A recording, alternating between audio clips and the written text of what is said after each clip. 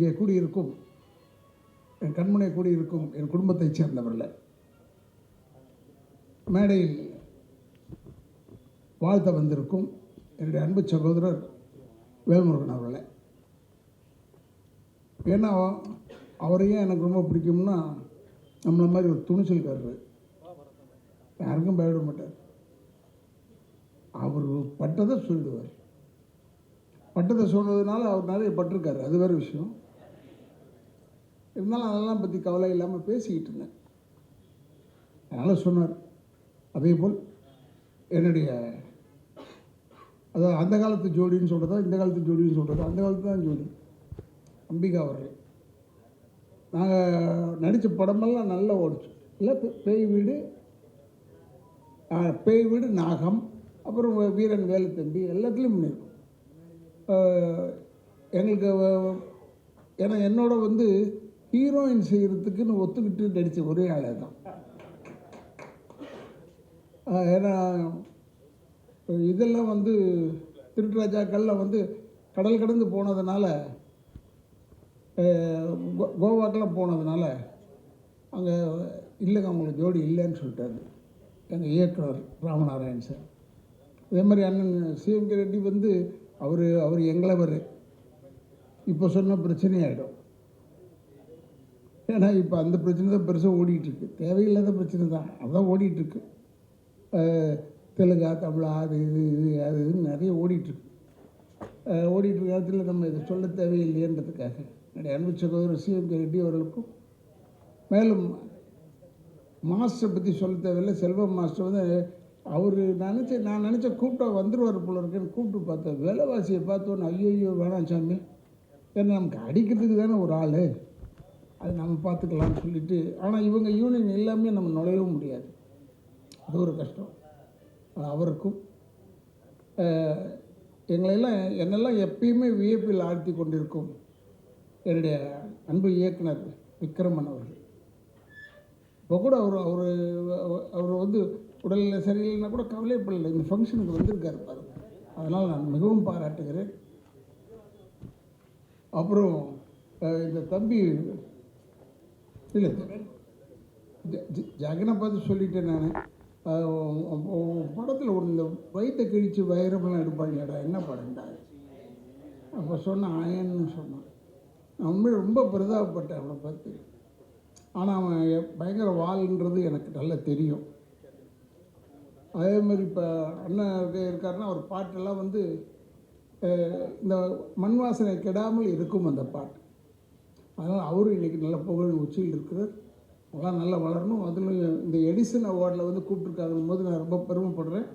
ஏன்னா செல்வகுமாருக்கு ஒரே ஒரு இழிச்சவாயை நான் தான் நினைக்கிறேன்.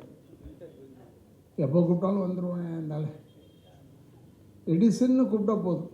ஏன்னா தென்னிந்திய நடிகர் சங்கத்தில் இவருக்கு சரியான அங்கீகாரம் தரல. நாங்கள் அப்போ எலெக்ஷன் டைம் ஏதோ ஓட்டு போட்டுட்டு இருந்தோம்னு நினைக்கிறேன். அப்போ சகோதரர் விஜயகாந்த் எப்பவுமே அவருடைய பேச மாட்டார், சொல்ல மாட்டார்.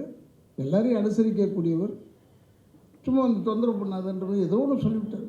அப்போ நான் கூப்பிட்டு சொன்னேன், டேய் எதிர்காலத்தில் அவன் பெரிய ஆளாயிட்டான், அப்புறம் நம்ம வணக்கம் சொல்ல வேண்டியதாக இருக்கும், அதெல்லாம் வேணாண்டா, விட்டு ஓடு அவனை விடுங்க. அவருடைய ஃபங்க்ஷனுக்கு எங்கே மலேசியாவில் கூப்பிட்டாரு போனாங்கன்னா எல்லாத்துக்கும் போனேன். ஆனால் அவர் ஒரு ராசி இருக்குது அவர்கிட்டையும்.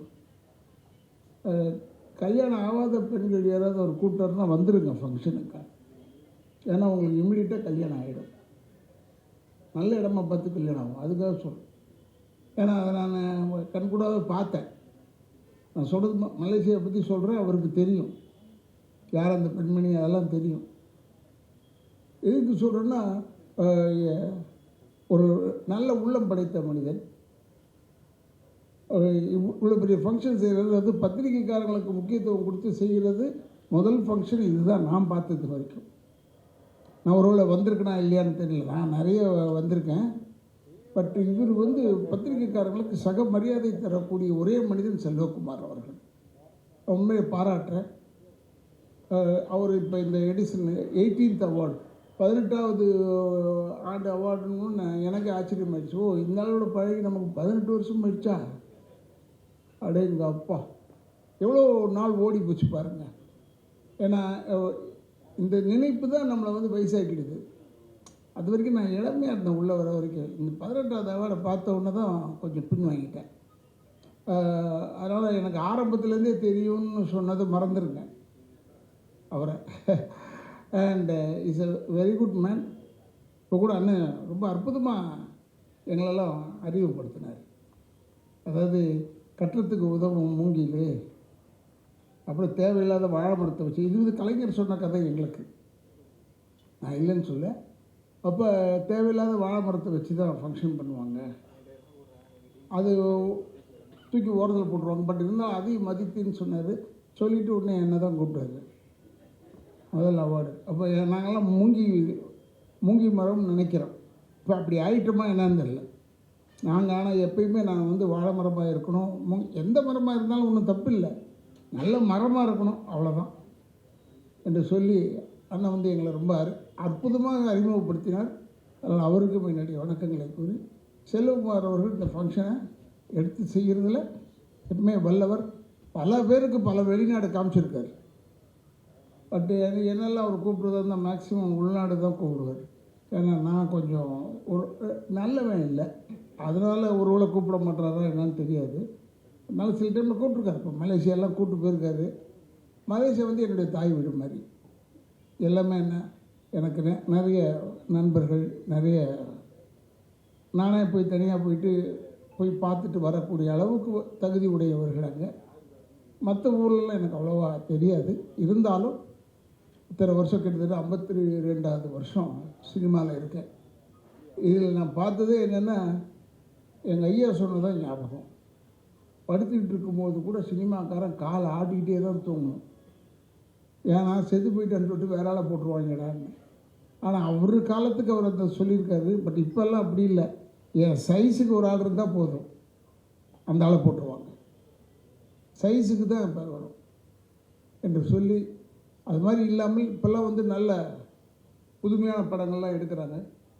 ஆனால் இந்த புதுமையான படங்கள்லாம் எடுக்கும்போது நம்மளும் பெருமையாக நினைக்கிறோம். இப்போ கூட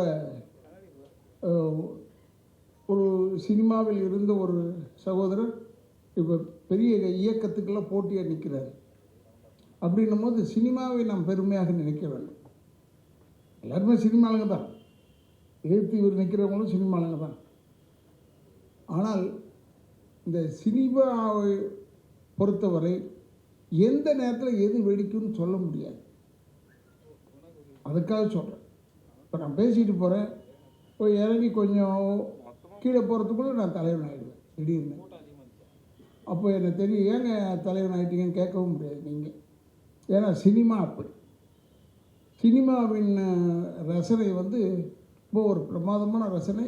சினிமா வந்து இருந்தோம்னா நமக்கு கூட்டம் சேரும்னு மட்டும் நினைக்கக்கூடாது, அர்த்தத்தோடு கூட்டம் சேரும்னு நினைக்க வேண்டும் என்று சொல்லி, என்னுடைய அன்பு சகோதரர்கள் செல்வகுமார் அவர்கள் இந்த ஃபங்க்ஷனை தொடர்ந்து செஞ்சிட்ருக்காரு.